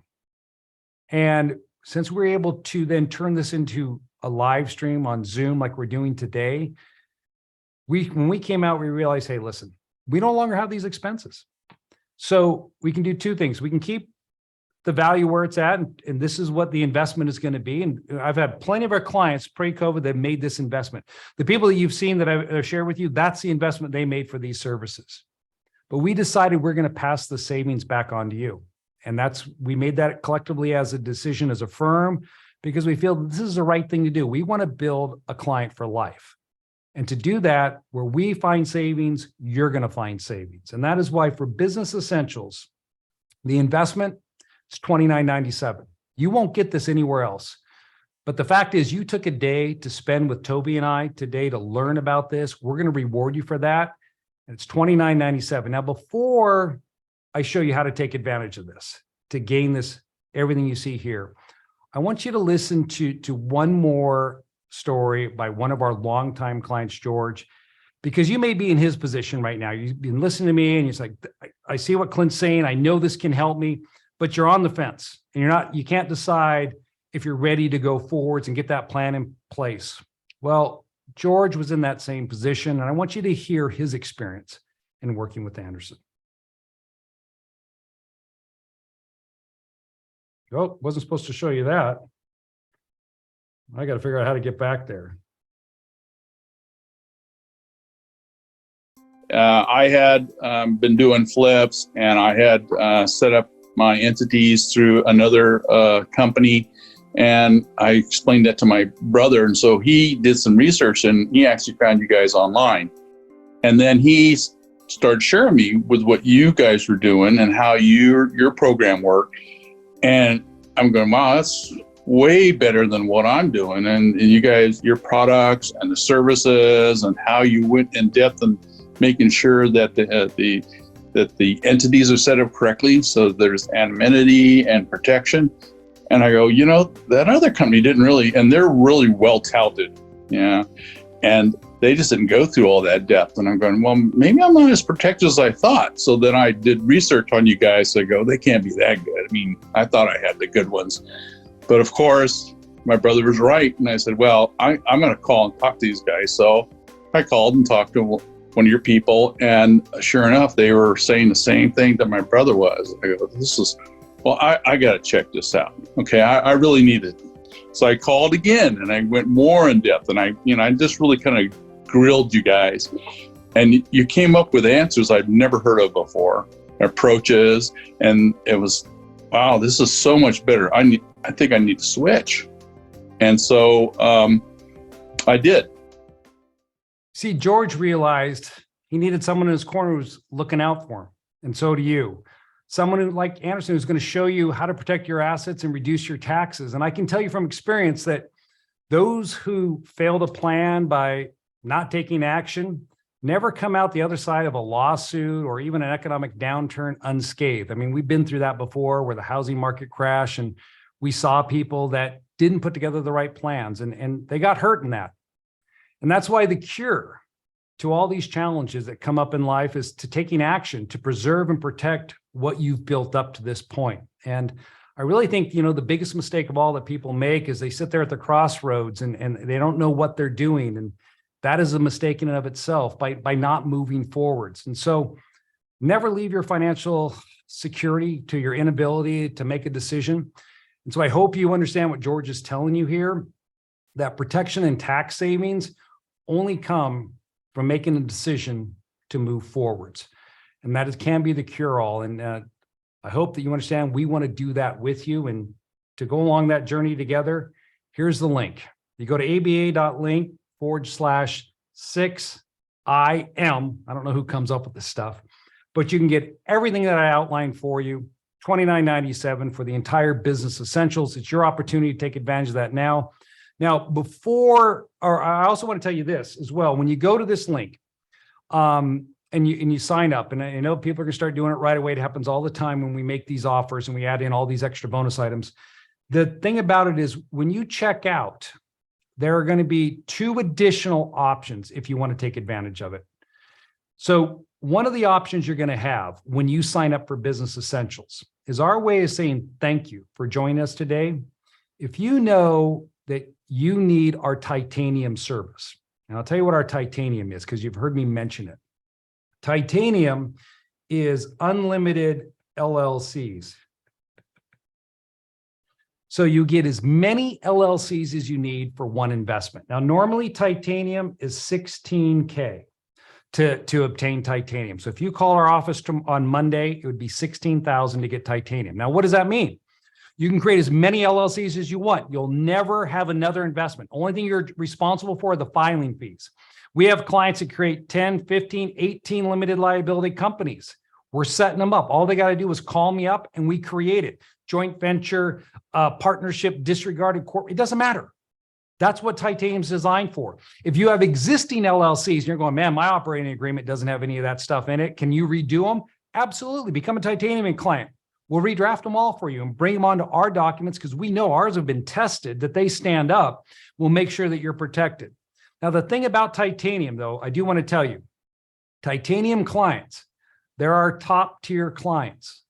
And because of the amount of work that goes in for our titanium clients, we're limited. We're limited on how many we can bring on. So every month we're told we can only accommodate a set number of titanium clients. Right now, that number is 14 because we're at the beginning of the month. So if you are thinking about signing up for titanium, there's 14 available. That's it. So when you go to the checkout, it'll tell you how many are left. If you don't see titanium as an offer, well, then they've already been used up and maybe next month we can bring you on. But this is really designed for those people that you know you're going to need the LLCs. You're going to be surprised at the discount. You can take advantage of titanium because it's not going to be $16K for you as a Business Essentials. We have a substantial discount. You're going to be happily surprised when you see that's there. So definitely think on that. The other thing is living trust, your estate plan. We've been talking about it. These are $6K to create a living trust. It's not just a living trust. It's also a pour over will. It's powers of attorney, a financial, medical, living will, directed to physicians, declaration of guardian, schedule of gifts. All of that goes into our estate plan. It's our most comprehensive document that we produce just because of the sheer work that we put into creating estate plans for our clients. And that is also, we have a special offer for you. It's only available to Business Essential clients after you've signed up for Business Essentials. You can't add these together. You first have to sign up for Business Essentials, then you can sign up for these. You can get both if you want, but you're going to find, again, there's a substantial discount there. Now, what we've also done, Toby and I, we've talked about it. The thing that we think is really important about everything in life is that those who take action should be rewarded, because it's like my father, right? He has missed so many opportunities because he failed to take action. And, he'll lament about that later. And so for those of you that understand that by taking action, you're going to receive a benefit today, what we're going to do for everyone who signs up for Business Essentials between now and when we resume this session this afternoon about 1:30, you heard me talking about protecting your personal residence. Well, our gift to you will be a personal residence trust. I'll call it PRT, a personal residence trust. It's a $1,500 item. We will include that. You will get the personal residence trust for your personal residence for everyone who signs up for Business Essentials today. Now, it's one thing to create the trust. It's another thing to create anonymity. And I saw several people ask, what does it cost to have Clint be my trustee? So if you want me to be your trustee, I charge $750 for that. Now that's a one-time fee. What it means is that I'm there, I resign, and I appoint you as successor trustees. We will include that as well with this. So we're going to create your personal residence trust, and I'm going to be your nominee trustee if you want to use me. The other thing we're going to do for you, it gets even better. We used to not offer this, and we decided, hey, we're setting up the trustee or the trust. Where I'm being their trustee. They need a deed. I'm going to include a deed as well. We'll deed the property in. So we'll also give you a deed. That's $450 to prepare the deed. Now, I just want to tell you this. There are a few states we cannot prepare your deed in. So I'm sorry about that. If we tell, I think it's New York, New Jersey, and there might be one other state we can't do the deed. So I can't do it there. Just understand, we're unable to do it. We'll still be your trustee. We'll still do the trust. We just can't do the deed in that state. But there are 47 states, or well, Illinois in certain area we can't. But figure we can do most all the states we can do the deeds. So you're going to get the trust, you're going to get the trustee, and you're going to obtain the deed as well. But in order to get this bonus item right here, you have to sign up for Business Essentials before we resume class, which is about 1:30. So guys, we're giving you everything that we talked about today, all the key essentials that you're going to need to move that business forward. We package this all in for you because we want to help you start off the new year with the right foundation in place and build that relationship with each other. And so, Toby, you out there? Sure am, sir. I was They about are. to pop in and start to bug you. We're getting blasted with questions. So I figure we were. we usually do. So first off, a lot of people are asking about the continuing cost. Is this $29.97 a year? What is this? Do you want to hit that, or would you like me to? No, it's a one-time investment. Now, Platinum is $35 a month to maintain that. I mean, that's a no-brainer, right? To get access to it. But the Business Essentials, it's $29.97. It's one time.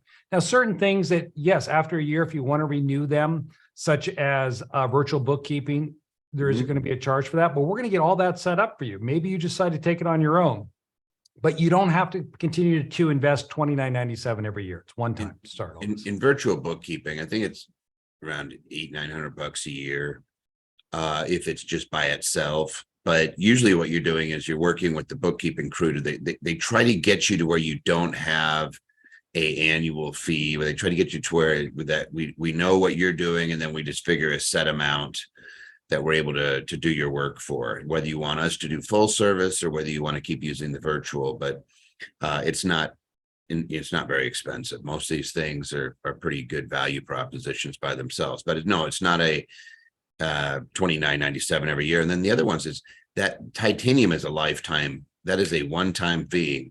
You have unlimited LLCs for the rest of your life. And if you have partners, as long as you're a 50% or greater partner, we're going to draft it for you. Just kind of throw that out there, because there was a lot of folks asking whether that Titanium was an annual. And I was like, that'd be cool if it was, but no, it's not. No, it's a one-time fee. Other questions real quick, refunds and what is our, how do we stand behind our product? You guys don't necessarily know us, but we've been a #1 values company in Nevada for mid-sized companies, which might not sound like a big deal, but when you think about all the companies that are here in Nevada, it actually is a big deal. That was Review Journal. We've been at Best Places to Work. And what did we win this year? Besides the Best Places to Work, we got, the way we take care of our employees, we got #1 compensation package for employees in the state of Nevada. We're not some kind of funky fly by night. The way we look at this is real simple. If we don't think this is in your best interest, we're going to refund your money. We're going to tell you to hang tight. If you purchase and it doesn't do everything that Clint's talking about or what I'm talking about today, we just give you back your money. The way we kind of look at these things is we'd rather not create enemies if something's not working out, or if you get nervous, or if you have a life event. Gosh, I wish I could count on, the number of times where somebody has something impact their life. And the last thing we want to do is be a negative or a detractor. We're always going to be there to try to support and encourage. So if there is anything that you're not happy with, we'll be happy to give you back your money. It's an unlimited 100% satisfaction guarantee. The only thing we ask is that you not take advantage of us with it, because we have had people in the past who they want to check it out and see if it actually works. They'll do the blueprint, they'll get everything together, and then they'll say, would you guys really give back your money? And you're like, yeah, but just understand that then we also have the right to not keep having a relationship if you do that. Like, I don't want to be it's not a ha, let's turn a tire into Nordstrom and see if they'll take it back type thing. Clint, did you hit on what happens for people that are already platinum? No, I didn't. But before you tell them that, I just want to say this as well. With that integrity that Toby talked about how we operate, that's in our ethos. That's what we believe in. It's the right thing to do for people. And so we have that money back guarantee, but also keep in mind that you're going to get a strategy session. We're going to reach out to you right away today, to either an email, text, phone call, to set up a strategy session for as soon as possible next week. If we can get you, if you have the time to get you on there to get your plan moving forwards. But here's what can happen during that strategy session. If we look at where you're at and we determine that we cannot provide you service today, or we can't be of benefit to you, we'll probably recommend that we refund your money. And I don't want you to take that as a slight. I did this earlier this year with someone, and they got really upset with me, and they said, I just didn't want to work with them. I don't like him. And they tried to, they said some nasty things. And I was just telling them, I can't help them. So I couldn't in good conscience charge them for a service I couldn't provide. And if someone tells you that, if you're in a strategy session, we get done, we say, you know what, this isn't the right time for you. Here's what we're telling you. We want to work with you, but we want to work with you when it's the right time. So we know we can add value to what it is you're doing. So please, it happens, every time we work, we do a business essentials offer like this, or a few that we decide it's just not the right fit at this point in time. When you get some stuff together, let's design out a plan, then come back and see us. So it's not because of that. It's coming from a place of wanting to do right by you. So please understand that. No, I didn't cover that, Tobe.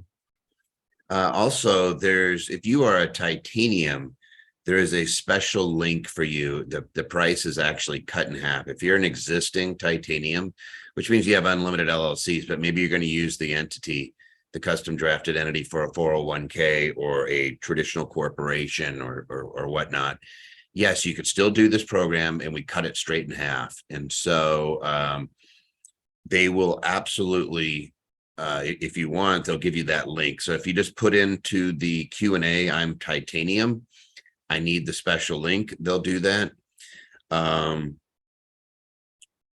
There we go. Yeah, there's a bunch of questions here. I'm trying to see. Somebody asked about, can they cancel platinum at any time? Yep, cancel anything you want, anytime. You're not locked in. Or titanium. You want to cancel titanium? That's fine. No big deal. Why would you ever cancel titanium?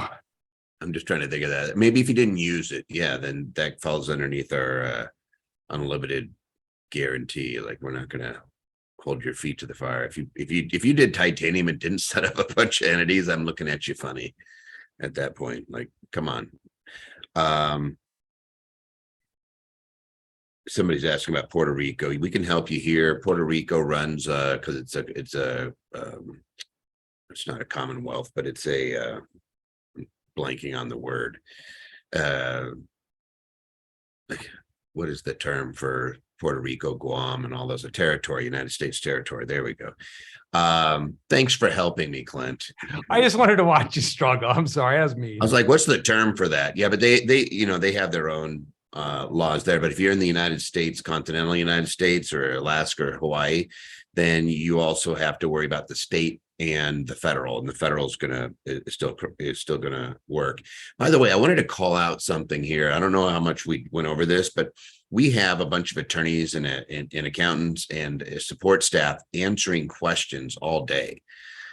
Jason, Tyson, Miranda, Marcella, Valerie, Ander, Jennifer, just to name a few. They've already answered your Q&A questions. I've been popping in there too, about 600 and over 600 questions already.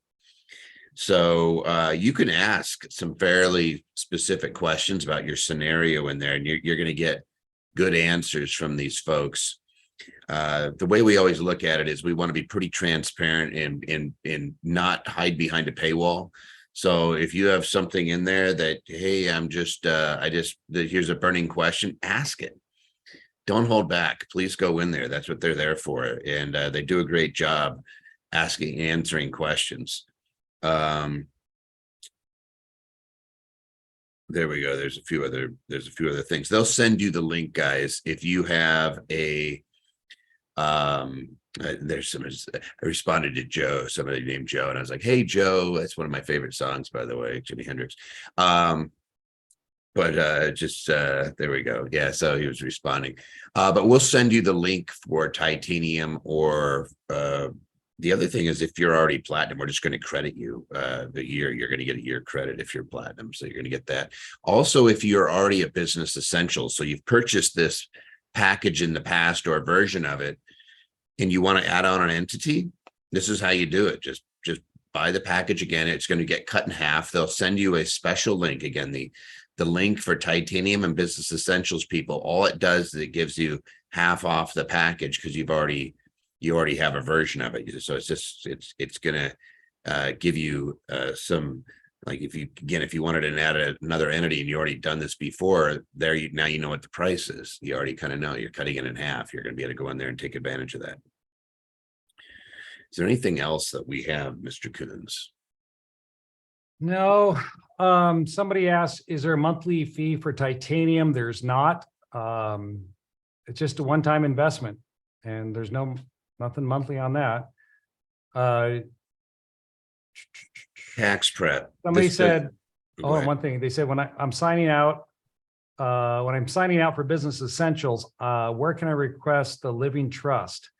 It's after you've registered, because the pricing, you cannot gain access to that special pricing we have until the system recognizes you as a Business Essentials client. So you sign up for that. Once you sign up, then you have the option to take advantage of both of these upgrades, or one of them if you want. And I think someone else, I saw another question. Somebody said they didn't see the titanium on there. I don't believe we've gone through all of them, but we're probably getting pretty close. So if you're thinking about it, I would get on that. Somebody asked, is the Business Essentials tax deductible? Yeah, it would be. It depends on whether you have a business set up or not. If you do not have a business set up, then we're going to capture this as a startup expense. If we set it up before the end of the year, yes, it would be a 2022 deduction.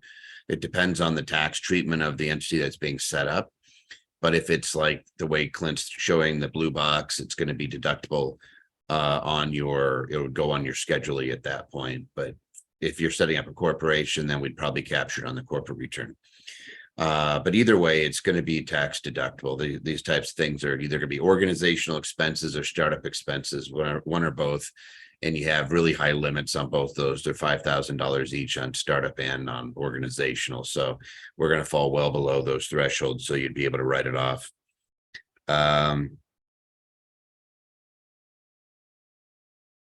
The LLC, the living trust would not be tax deductible because it's a personal expense, unfortunately. They don't let us write that stuff off anymore. Miscellaneous itemized deductions went the way of the dinosaur in 2017.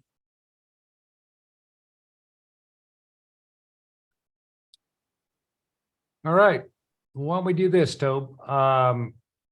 Let's give them 30 minutes, and then you'll come back and show them how to slaughter the tax code in their favor.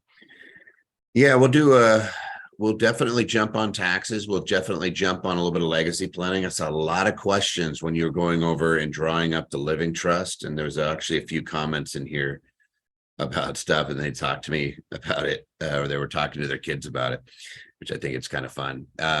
Boy, you know, there's certain things that are taboo in a family, at money and death. And the two things you need to be talking with your family about are money and death. So let's make sure that we break that taboo and just start putting it out there. But I'm going to go over legacy planning before we're done. But right after lunch, we're going to dive straight into taxation. We're going to go over where we're kind of at right now. And then we will hit a bunch of different deductions.